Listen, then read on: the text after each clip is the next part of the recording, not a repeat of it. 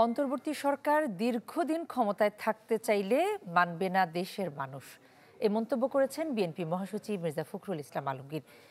Dhaka reporters ইউনিটিতে এক আলোচনা সভায় তিনি তাগিদ দেন দ্রুত নির্বাচন দিয়ে জনগণের সরকার প্রতিষ্ঠার।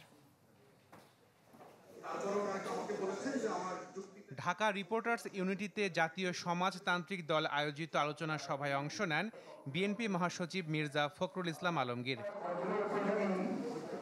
আলোচনায় উঠে আসে অন্তর্বর্তীকালীন সরকারের কার্যক্রম প্রসঙ্গে।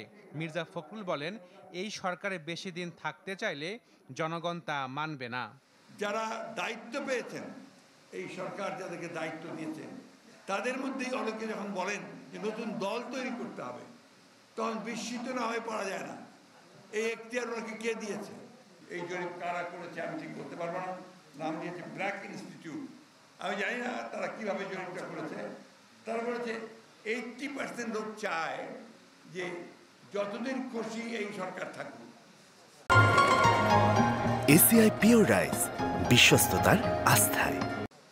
এটা আমি জানি না তারা এই কথাগুলো কোত্থেকে পেলো, কিভাবে পেলো, কিন্তু জনগণ এটা কোনোদিনই মেনে নেবে না। এই ধরনের কথা, এই ধরনের রিপোর্ট করা থেকে আমার মনে হয় যে ভেবে চিন্তেই করা উচিত।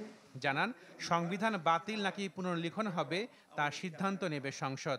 সত্যিকার অর্থেই একটি নিরপেক্ষ সরকার অধীনে নির্বাচনটা হতে হবে। সেই নির্বাচনের পরেই যারা নির্বাচিত হবেন তারা সিদ্ধান্ত নেবেন যে কোন পরিবর্তনগুলো দরকার।